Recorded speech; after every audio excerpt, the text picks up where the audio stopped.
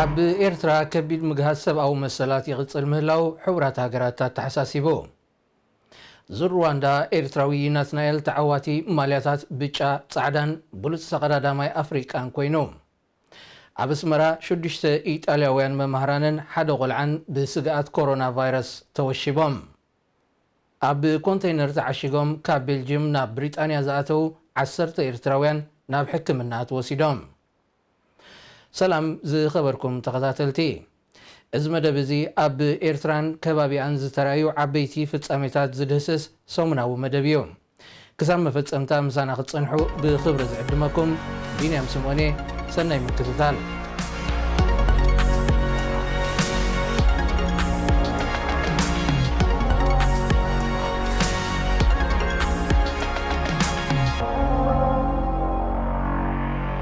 ህንዲ ኤርትራ ትርከበን 41 ሃገራት ክሳተፋ ዝመደበቶ ወተሃደራዊ ልምምድ ብሰንኪ ኮሮና ቫይረስ ሰሪታቶ ሃገራት ኣፍሪቃ ዜጋታትን ካብ ቻይና ብህፁፅ ዘይውፅኣሉ ምክንያት ዋሕዲ ዓቕሚዩ ተባሂሉ ኣብ ጎረባብቲ ሃገራት ምስ ንሰግር ከዓ ሱዳን ን13,000 ናይ ወፃኢ መበቆል ዘለዎም ሱዳናውያን ዜግነት መንጢላ ማሕበር ሃገራት ዓረብ ኣብ ጉዳይ ናይል ምስ ግብፂ ደው ከም ዝብል ኣፍሊጡ ዝብሉ ዜናታት እውን ኣብ ናይ ሎሚ ትሕሶና ንድህስሶም ክኾኑ እዮም ፈለማ ብኤርትራ ክንጅምር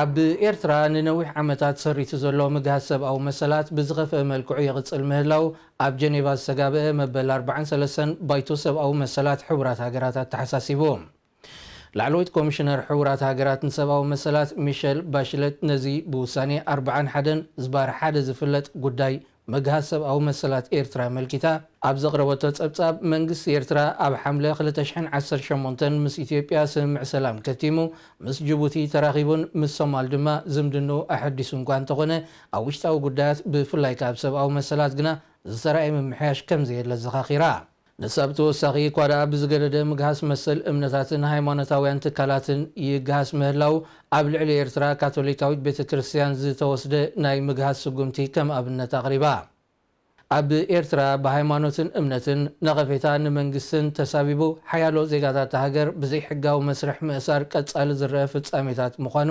ዘመልከተታ ኮሚሽነር ናይ ግዜ ገደብ ዘይብሉን ግዱድ ወተሃደራዊ ዕስክርናን ሓደ ካብ መሰል ዜጋታት ሃገር ንምግሃዝ ኣውራ ጠንቅታት ምዃኑ ስሚራትሉ ሕቡራት ሃገራት ኣብ ምሕያሽ ሰብኣዊ መሰላት ብምትኳር ምስ መንግስቲ ኤርትራ ምትሕጋዝ ከበርክት ዘለዎ ቅሩብነት ናብ መንግስቲ ኤርትራ ከም ዝለኣኸ ድማ ኣብ መወዳእታ ኣፍሊጣ መበል 43 ባይቶ ሰብኣዊ መሰላት ሕቡራት ሃገራት ኣብተን ግኑን ምግሃዝ ሰብኣዊ መሰላት ዝረኣየለን ከም ኤርትራን ኢራንን ዝኣመሰላ ሓያሎ ሃገራት ብምትኳር ካብ 24 ለካቲት ክሳብ 20 መጋቢት ኣብ ጀኔቫ ይሰላሰላ ኣሎ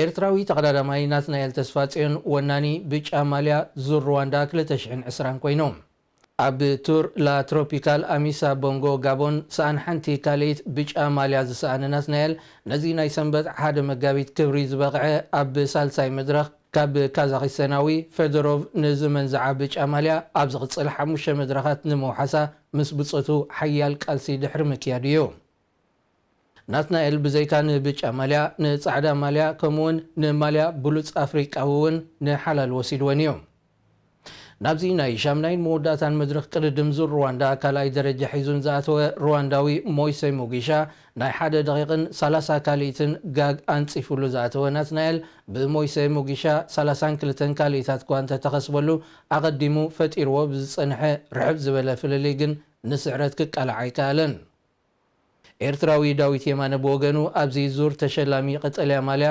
ቅጽበታዊ ውድድር ንምዃን በቂዑ እዩ ብሓፈሻ ኤርትራ ኣብዚ ናይ ሎሚ ዓመት ዙር ብዘይካ ንማልያ ንጉስ ዓቐብን ናይ ጋንታ ማልያን ንዝተረፋ ኩለን ማልያታት ናብ ከብሓ ክትእትወን ብምኽኣላ ተቐዳድምታ ኣሰልጣንያ ሳምሶን ሰሎሞን ኣብ ማሕበራዊ መራኸቢታት ንኣዳይ ውሕዘሎም ኣሎ ኣቐዲሙ ከም ዝተገልጸ ብሰንበት ኣብ ውሽጢ ከተማ ኪጋሊ ንዝተኻየደ 89.3 ኪሎ ሜትር ርሕቀት ዝነበሮ ኣዝዩ ጽንኩር ናይ መዛዘሚ መድረኽ ናይ ክለብ ኒፖዴልኮ ተቐዳዳማይ ስጳኛዊ ኣማኑኤል ዲያዝ እዩ ተዓዊትሉ ኣብ ኤረና ሰሙናዊ ፍጻሜታት ዞባና ዝድህስስ መደብ ኢኹም ዘለኹም ክቡራት ተዓዘብቲ ኣብ ኣስመራ 6 ኢጣልያውያን መምህራንን ሓደ ቆልዓን ብሰንኪ ስጋት ኮሮና ቫይረስ ተወሺቦም ምህላዎም ተሓቢሩ። እቲ ቆልዓ ወዱ ንሓደ ካብቶም መምህራን ናይታ ኣብ ኣስመራ ትርከብ ቤት ትምህርቲ ኢጣልያ ምዃኑ ተገሊጹ። እቶም ኢጣልያውያን ናይ ዕረፍቲ እዋን ጌሾም ካብ ዝነበሩሉ ሃገሮም ብ29 ለካቲት ተመሊሶም ኣስመራ መዓርፎ ነፈርቲ ብዝኣተውሉ ብሰንኪ ስጋት ሕማም ብኡንብኡ ክውሸቡ ከም ዝተወሰነን ኣብ ከባቢ ኣስመራ ዝርከብ ክሊኒክ ከም ዝተወስዱን ምንጭታት ኢጣልያ ጠቒሶም። ተወሺቦምሉ ዘለዉ ክፍልታት ንጽህ እኳ እንተኾነ ናይ ዓይኒ ምድሪ ጸገማት ከም ዘለዎም እውን እተን መርበባት ሓበሬታ ኣገንዚበን። ብስም ሞያ ጥዕና ኤርትራ ግቡእ ክንክን ይካየደሎም ከም ዘሎ ዝሓበሩ እቶም መምህራን ምስ ኤምባሲ ሃገሮም እውን ቀጻሊ ይርክብ ከም ዘለዎም ሓቢሮም። ኢጣልያ ኣብ ኤሮጳ ዝበዝሐ ግዳያት ዝሕማም ዘለዋ ሃገር ኮይና ዛጊት ልዕሊ 3,000 በቲ ሕማም ክጥቅዑ ከለዉ ልዕሊ 105 ድማ ከም ዝሞቱ ጸብጻባት የመልክቱ። እዚ ከምዚ ኢሉ እንከሎ ኣብ ደቡብ ኣፍሪቃ ናብ ኢጣልያ በፂሑ ዝተመልሰ ሓደ ሰብ ኮሮና ቫይረስ ከም ዝተረኽቦ ሚኒስትሪ ጥዕና እታ ሃገር ብ5 መጋቢት ኣፍሊጡ። ኣብ ደቡብ ኣፍሪቃ ኮሮና ቫይረስ ዝሓዞ ሰብ ክርከብ እዚ ናይ መጀመርያ እዩ። ኣብ ኮንቴይነር ተዓሺጎም ካብ ወደብ ዘብሩግ ናብ ብሪጣንያ ዝሰገሩ 10 ኤርትራውያን ሓተቲ ዕቑባ ንመርመራ ናብ ሆስፒታል ከም ዝተወስዱ ጸብጻብ ፖሊስ ሃገር ብምጥቃስ ጸብጻባት ሓበሬታት ሃገር ገሊጸን። እቶም ሓደ ቆልዓ ዝርከቦም ኤርትራውያን ምዃኖም ዝተገልጹ 10 ሓተቲ ዕቑባ ብሰሉስ 3 መጋቢት እዮም ኣብ ዓዲ እንግሊዝ ወደብ ሁል ኣብ ዝርከብ መኽዘን ኮንቴይነር ንጉስ ጆርጅ ዝተባሃለ ቦታ ኣብ ኮንቴይነር ተሓፂኦም ተረኺቦም። ክልተ ደቂ ኣንስትዮን ሓደ ወድን ብህፁፅ ናብ ሆስፒታል ክውሰዱ ከለዉ እቶም ዝተረፉ ድማ መርመራ ይካየደሎም ምህላው ፖሊስ ዓዲ እንግሊዝ ጠቒሱ። ይኹን እምበር ወላ ሓደ ካብቶም ሓተቲ ዕቑባ ናብ ሞት ዘብፅሕ ስጋት ከም ዘይብሎም ኣገንዚቡ። ብሪጣንያ ካብ ወደባት ፈረንሳን ቤልጅየምን ኣብ ኮንቴይነርን መዝሓሊ ፍሪጅ ዘለወንን ናይ ጽዕነት መካይን እናተሓብኡ ንዝሰግሩ ሓተቲ ዕቑባ ዝፍትሽ ዝተራቐቐ መሳርሒታት ኣብ ዶባት ክልቲአን ሃገራት ክተክል እኳ እንተኸኣለት ስደተኛታት ብዝፈጥርዎ ዘለዉ ብልሓት ግና ዋላ እኳ ሓደገኛ እንተኾነ ካብ ምስጋር ክዓግቶም ኣይከኣለን። ህንዲ ኤርትራ ትርከበን 41 ሃገራት ኣብ ሓበራዊ ወተሃደራዊ ልምምድ ባሕሪ ክሳተፋ ዝወጠነቶ መደብ ብሰንኪ ስጋት ኮሮና ቫይረስ ከም ዝሰረዘቶ መንግስቲ እታ ሃገር ኣፍሊጡ። ኣሳት 2500 ሰባት ብኮሮና ቫይረስ ከም ዝተለኽፉ ጥርጣረታት ተሕዲራ ዘላ ህንዲ ሰራዊታ ንምስፍሕፋሕቲ ቫይረስ ድሉው ክኸውን ድሕሪ ዘሕለፈቶ ኣዋጅያ ነቲ ሚላን 2020 ዝተሰሚየ ሓበራዊ ወተሃደራዊ ልምምድ ክትስርዞ ዝወሰነት።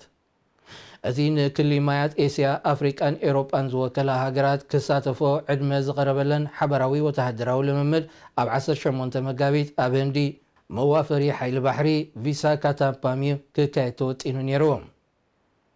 ህንዲ ኣብ ዝሓለፈ ዓመት ኣብ ወርሒ ሕዳር ኣብ ዝለኣኸቶ ዕድመ ካብ ዞባ ቀርኒ ኣፍሪቃ ኤርትራ፣ ሱዳን፣ ጅቡትን ሶማልን እያ ጸንቢራ። እንተኾነ ካብ ኤርትራ ይኹን ካብተን ካልኦት ሃገራት ናብ ህንዲ ብዛዕባ ዝተዋህበ መልሲ ከይተፈልጠ ይጸኒሑ። ኤርትራ ኣብ ዞባዊ ይኹን ኣህጉራዊ ሓበራዊ ወተሃደራዊ ልምምዳት ከም ዘይትሳተፍ ይፍለጥ።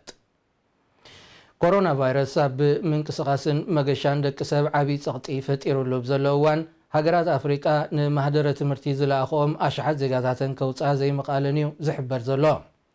ዝርዝሩ ኣማኒኤል ግርማይ ከቕርበልናዮ። ሃገራት ኣፍሪቃ ኣብ ቻይና ማህደረ ትምህርቲ ንዝርከቡ ኣሽሓት ዜጋታተን ብህፁፅ ከይውፃን ፍሉይ ሕክምናዊ ክንክን ከይገብራሎምን ዓቕሚ ከም ዝሓፀረን ተገሊጹ። ብፍላይ ኣብቲ ብሕማም ኮሮና ቫይረስ ብዝያዳ ተጠቂዑ ዘሎ ከተማ ውሃን እትርከቦ ዞባ ሁበይ ዝርከቡ ኣስታት 5,000 ተምሃሮ ኣብ ዘለውዎ ተወሺቦም እኳ እንተለዉ ሃገራቶም ብህፁፅ ከውፅኦም ይኹና ግቡእ ሕክምናዊ ምርመራ ክገብራሎም ብዘይምኻለን ነናብ ዓዶም ከፋንዉ ከም ዘይከኣሉ ዝተፈላለዩ ወገናት ካብቲ ሃገር ይገልጽለዉ። መብዛሕተን ሃገራት ኤውሮጳን ኣሜሪካን ካብ ቻይና ክወፁ ንዝደልዩ ዜጋታተን ብህፁፅ ብምውፃእ ሙሉእ ሕክምናዊ ምርመራታት ክገብራሎም እንከለዋ ካብ ቻይና ክወፁ ዝኽኣሉ ዜጋታት ሃገራት ኣፍሪቃ ግና ካብ ኣማኢት ከምዚ ሓልፊ እዩ ዝጥቀስ። ሱዳን ኣብ ዝሓለፈ ቅንያት ኣስታት 200 ዝኾኑ ተምሃሮኣ ካብ ከተማ ውሃን ናይ ቻይና ብመንገዲ ኢማራት ኣቢላ ከም ዘውፅአትን ግቡእ ሕክምናዊ ክንክን ትገብረሎም ከም ዘላን ክግለጽ እንከሎ ከም ደቡብ ኣፍሪቃ፣ ሊብያ፣ ሞሮኮ፣ ሞሪሽስን ቱኒዝያን ዝኣመሰላ ሓደ ሃገራት ድማ ቀጥዕታት ውድብ ጥዕና ዓለም ብዘማልእ መንገዲ 10 ዜጋታተን ከውፅኣ ክኢለን ኣለዋ። ብዙሓት ተምሃሮ ዜጋታት ሃገራት ኣፍሪቃ ድማ ሃገራቶም ካብ ቻይና ዞባ ሁበይ ብህፁፅ ከውፅኦም ብመንገዲ ማሕበራዊ ሚድያታት ይጠልብለዉ። ከተማ ውሃን ዘጠቓለለ ዞባ ሁበይ ናይ ቻይና ዓሰርታት ኤርትራውያን ዝርከቦም ኣስታት 5,000 ዜጋታት ሃገራት ኣፍሪቃ ኣብ ዝተፈላለያ ዩኒቨርሲታት ማህደረ ትምህርቶም ኣብ ምክትታል እዮም ጸኒሖም። እንተኾነ ብሰንኪ ኮሮና ቫይረስ ዝበዝሐ ዩኒቨርሲታት ዞባ ተዓጽዩ ይርከብ። ብደረጃ ዓለም ኣስታት 9,000 ሰባት ብኮሮና ቫይረስ ክጥቅዑ እንከለዉ ልዕሊ 3,000 ሰባት ድማ ሞይቶም። ዝበዝሑ ካብዞም ግዳያት ኣብ ቻይና እኳ እንተኾነ ኣብ ደቡብ ኮርያ፣ ኢራን፣ ሃገራት ኤውሮጳ እውን ብብዝሒ ተራእይሎ። ዛጊት እታ ዝወሓደ ምልክታት ዝሕማም ዝተረእየ ሃገር ኣፍሪቃ እያ።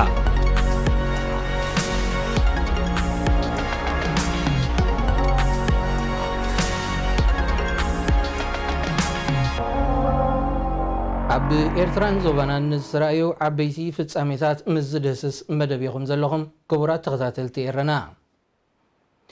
መንግስቲ ሱዳን ወፃኢ ሃገራት ዝመበቆሎም ኣሳት 13,000 ሱዳናውያን ዜግነት ከም ዝመንጠለ ጋዜጣ አልወጠን ካብ ካርቱም ሓቢራ። እንተኾነ እዞም ዜግነት ተመንጢሎም ዘለዉ ኣሳት 13,000 ወፃእተኛታት መበቆል ሃገሮም ይኹን ፓስፖርት ዝተሓድግሉ ዕለት ኣይተሓበረን። ኣብ ሱዳን ካብ ሶርያን ካልኦት ሃገራት ዓረብን ዝወሓዙ ኣሽሓት ወፃእተኛታት ዜግነት ሱዳን ብምሓዝ ብፓስፖርት ሃገር ክንቀሳቐሱ ጸኒሖም እዮም። ነታ ሃገር ዝመርሕ ዘሎ ጊዜያዊ መንግስቲ ስርዓት አልበሽር ኣብቲ ሃገር ኣቐዲሞም ንዝኣተዉ ኣኽረርቲ ኣመንቲ ምስልምናን ምስ ዝተፈላለዩ ጉጅለታት ምትእስሳር ዘለዎም ወፃእተኛታትን ብእኩብ ዜግነት ክህብ ከም ዝጸንሐ ብምውቃስ ምፅራይ ክግበረሉ ምዃኑ ኣፍሊጡ እዩ። ኣብ ዝሓለፈ 10 ዓመታት ኣሽሓት ኤርትራውያን ፓስፖርት ሱዳን ክሕዙ ምጽንሖም ዝፍለጥ እዩ። እንተኾነ በዚ መንግስቲ ሱዳን ዝወስዶ ዘሎ ናይ ምፅራይን ዜግነት ናይ ምሕዳግን መስርሕ ዝተጸልዉ ኤርትራውያን ብዛዕባ ምህላዎም ዝተፈልጠ ነገር የለን። ማሕበር ሃገራት ዓረብ ኣብ ጉዳይ ናይል ንረብሓ ግብፂ ዝሃሲ ዝኾነ ስጉምቲ ከም ዝቃወም ኣፍሊጡ። እቲ ማሕበር ኣመዛዘሚ ናይቲ ብረቡዕ 4 መጋቢት ብደረጃ ሚኒስተራት ዘካየዶ መበል 153 ዋዕላ ብዝሃቦ መግለጺ ማያዊ ድሕነት ግብፂ ኣካል ሃገራዊ ድሕነት ሃገራት ዓረብ እዩ ዝብል መርገፂ ከም ዘለዎ እውን ጠቒሱ። ኣብዚ እዋን እዚ ምስ ኢትዮጵያ ኣብ ዘከራኽር ዘሎ ጉዳይ ኣጠቓቕማ ናይል ድማ ንመርገፂ ግብፂ ከም ዝድግፍ ነፂሩ። ኢትዮጵያ ብኣህጉራዊ ሕግታት ክትምራሕ ዝፀውዐ ማሕበር ሃገራት ዓረብ እታ ሃገር ዲጋ ተሃድሶ ንምምላእ እትወስዶ በይናዊ ስጉምቲ ከም ዝነጽጎ ኣመልኪቱ። ኣባላት ማሕበር ሃገራት ዓረብ ኢትዮጵያ ናብቲ ብሃንደበት ደው ዘበለቶ ዘተ ክትምለስ በብወገነን ጻዕርታት ክቕጽላውን ተላብዩ። ሱዳን ብምሉእ እቲ ግብፂ ብዛዕባ ናይል ናብ ማሕበር ሃገራት ዘቕረበቶ ጠለባት ተቃውሞታት ከም ዘለዋ ኣፍሊጣላ። ኢትዮጵያ ብኣሜሪካን ባንኪ ዓለምን ተማእኪሉ ዝካየድ ዝጸንሐ ኣጠቓቕማ ናይል ሃንደበት ከም ዘይትሳተፍ ምግላጻ ዝፍለጥ እዩ።